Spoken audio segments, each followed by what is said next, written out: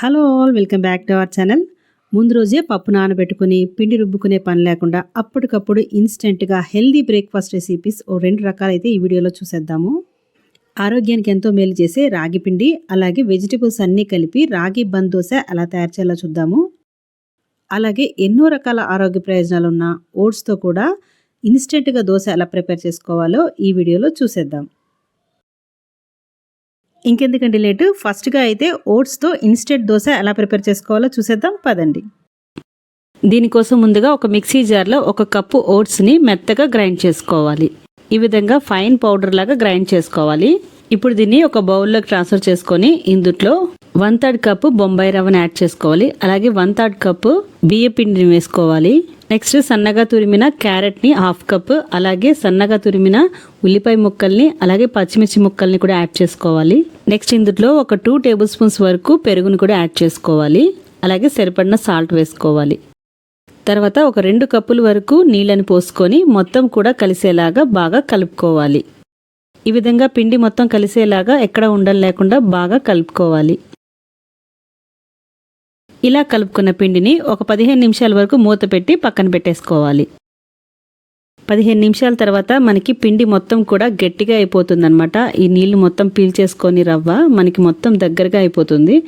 So దీంట్లో సరిపడినంత నీళ్లు పోసుకొని పిండి కన్సిస్టెన్సీ అనేది జారుగా ఉండే విధంగా సరిపడినంత వాటర్ అయితే పోసుకొని ఈ విధంగా బాగా కలుపుకోవాలి. ఇక్కడ చూస్తున్నారు కదా, ఈ విధంగా వాటర్ లాగా ఉండాలన్నమాట పిండి కన్సిస్టెన్సీ అనేది. తర్వాత స్టవ్ మీద ప్యాన్ పెట్టుకొని అది బాగా వేడెక్కిన తర్వాత ఈ వీడియోలో చూపిస్తున్న విధంగా ఈ విధంగా దోశని అయితే పోసుకోవాలి. మనం రవ్వ దోశని ఏ విధంగా అయితే పోసుకుంటామో అదే విధంగా దీన్ని కూడా పోసుకోవాలన్నమాట. నెక్స్ట్ 1 స్పూను ఆయిల్ గానీ నెయ్యి గానీ వేసుకొని రోస్ట్ చేసుకోవాలి. ఇక్కడ ఒక విషయం గుర్తుపెట్టుకోవాలండి, ఈ దోశలు హై ఫ్లేమ్లో పెట్టుకుంటే రావన్నమాట దోశలు.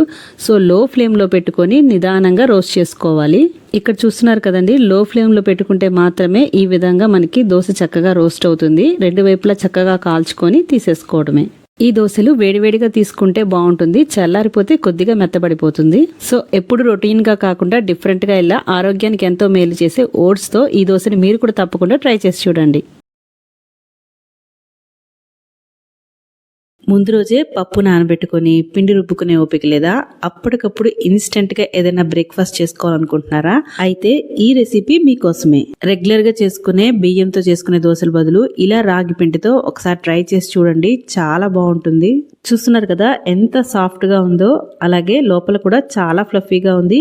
ఇందులో ఇంకా మనము డిఫరెంట్ టైప్స్ ఆఫ్ వెజిటేబుల్స్ కూడా యాడ్ చేసుకోవచ్చు. మరైతే ఇన్స్టెంట్గా చేసుకునే ఈ రాగి బన్ దోశ ఎలా తయారు చేయాలో చూసేద్దాం పదండి. ముందుగా దీనికోసము ఒక గిన్నెలో 1 కప్పు రాగి పిండి, 1/2 కప్పు సూజీ రవ్వ అంటే బొంబాయి రవ్వ, 1/4 కప్పు అటుకులు, ఇంకా 1/2 కప్పు పెరుగు, ఇంకా కప్పు నీళ్లు పోసుకొని మొత్తం కూడా ఒకసారి బాగా కలిపేసుకోవాలి. ఈ పిండి ఎక్కడ ఉండలు లేకుండా మొత్తం అంతా కలిసేలాగా బాగా కలిపేసుకోవాలి. ఇలా మొత్తం కలిసేలాగా ఒకసారి బాగా కలిపేసుకున్న తర్వాత ఇందులో ఇంకో 1/4 కప్పు వరకు నీళ్ళు పోసుకొని కలుపుకుంటున్నాను.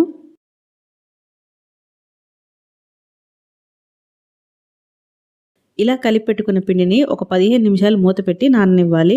ఈ పిండి నానేలోపు మనం స్టవ్ ఆన్ చేసుకొని ప్యాన్ పెట్టుకొని అందులో 1 టేబుల్ స్పూన్ నూనె పోసుకొని ఇందులో 1/2 టీ స్పూన్ జీలకర్ర, 1/4 టీ స్పూన్ ఆవాలు, ఇంకా 1/2 టీ స్పూన్ మినపప్పు కూడా వేసుకొని వేయించుకోవాలి. ఇవి కొద్దిగా వేగిన తర్వాత ఇందులో కట్ చేసి పెట్టుకున్న వెజిటేబుల్స్ ఒక్కొక్కటి యాడ్ చేసుకోవాలి. ఫస్ట్ ఇక్కడ నేనైతే 1 ఉల్లిపాయని సన్నగా కట్ చేసుకొని యాడ్ చేసుకుంటున్నాను. అలాగే సన్నగా కట్ చేసుకున్న బీన్స్ని కూడా యాడ్ చేసుకొని ఒకసారి బాగా కలిపేసుకోవాలి. ఇవి ఎక్కువ వేగాల్సిన అవసరం లేదు, జస్ట్ ఒక 1 మినిట్ అలా ఫ్రై చేసుకున్న తర్వాత సన్నగా కట్ చేసుకున్న పచ్చిమిరపకాయలను కూడా వేసుకొని వేయించుకోవాలి. నెక్స్ట్ ఒక 2 రెమ్మలు కరివేపాకును కూడా వేసుకొని వేయించుకుంటున్నాను. ఇందులో వేసుకునే వెజిటేబుల్స్ అనేది మీ ఇష్టం అండి, మీకు అవైలబుల్గా ఉన్న ఏ వెజిటేబుల్ అన్నా యాడ్ చేసుకోవచ్చు.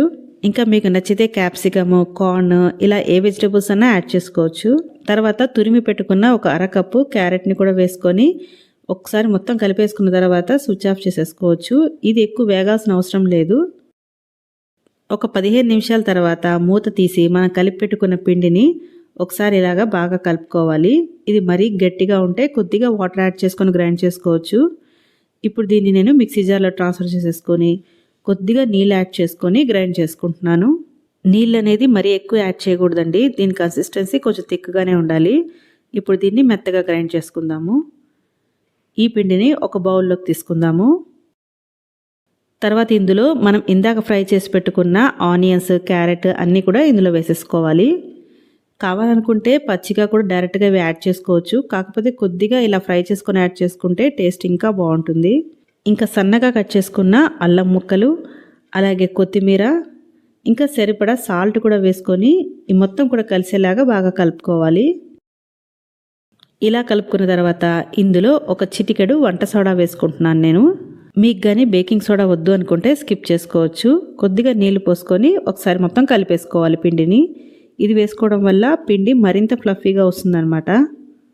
రాగి పిండిలో మనకి కాల్షియం, ఐరన్, మెగ్నీషియం, ఫాస్ఫరస్, ఇంకా పొటాషియం, అలాగే B complex, fibre, antioxidants ఇలా చాలా గుణాలు ఉన్నాయి. సో ఏదో ఒక రూపంలో రాగి పిండిని మన ఫుడ్లో ఇంక్లూడ్ చేసుకోవడం చాలా అవసరం. తర్వాత స్టవ్ ఆన్ చేసుకొని ఇలా తాలింపు గిరట కానీ ఏదైనా గుంటగా ఉన్న కడాయి కానీ పెట్టుకోవచ్చు. అందులో కొద్దిగా ఆయిల్ పోసుకొని ఈ పిండిని ఒక గరిటె పోసుకొని మూత పెట్టి లో ఫ్లేమ్ మీద ఉడికించుకోవాలి. ఇలా ఒకవైపు ఉడికిపోయిన తర్వాత దీన్ని మెల్లగా రెండో వైపుకి టర్న్ చేసుకోవాలి. దీన్నైతే లో ఫ్లేమ్ మీద నిదానంగా వేయించుకుంటేనే వేగుతుంది, లేకపోతే మధ్యలో కొంచెం పిండి పిండిగా ఉంటుంది. సో ఇలా రెండో వైపుకు టర్న్ చేసుకున్న తర్వాత మళ్ళీ మూత పెట్టి ఉడికించుకోవాలి. చూస్తున్నారు కదా, ఇక్కడ రెండు వైపులా కూడా చక్కగా రోస్ట్ అయిపోయింది. ఇంకా ఇది రెడీ అయిపోయినట్టే. దీన్ని మనము సర్వింగ్ ప్లేట్లోకి తీసేసుకోవచ్చు. మీరు కావాలనుకుంటే ఈ పిండితో నార్మల్ దోశ పెనం మీదన్నా కూడా దోశలా వేసుకోవచ్చు, కొంచెం మందంగా. ఇక్కడ చూస్తున్నారు కదా, మనకి ఇక్కడ బన్ దోశలు అయితే రెడీ అయిపోయింది. పైన క్రిస్పీగాను లోపల సాఫ్ట్గాను ఉంటుంది. ఇది ఆరోగ్యానికి ఎంతో మేలు చేసే ఈ రాగి బన్ దోశలు మార్నింగ్ బ్రేక్ఫాస్ట్గా అయినా ఈవినింగ్ స్నాక్స్గా అయినా అప్పటికప్పుడు ఇన్స్టెంట్గా చేసేసుకోవచ్చు. చూస్తున్నారు కదా, లోపల కూడా మనకి చాలా ఫ్లఫీగా వస్తుంది. సో దీన్ని టమాటా చట్నీ కానీ మీకు నచ్చిన చట్నీస్తో సర్వ్ చేసుకోవచ్చు. నేనైతే ఇక్కడ టమాటా పుదీనా చట్నీతో తీసుకుంటున్నాను. ఈ చట్నీ ఆల్రెడీ మన ఛానల్లో నేను అప్లోడ్ చేశాను. మీరు కానీ చూడకపోతే ఒకసారి ఛానల్లోకి వెళ్ళి విజిట్ చేయండి. అంతేనండి, టేస్టీ రాగి బన్ దోశలు అయితే రెడీ అయిపోయినాయి. మరి ఈ హెల్దీ బ్రేక్ఫాస్ట్ రెసిపీ మీకు నచ్చినట్లయితే వీడియోని లైక్ చేసి మీ ఒపీనియన్ని కమెంట్ చేయండి.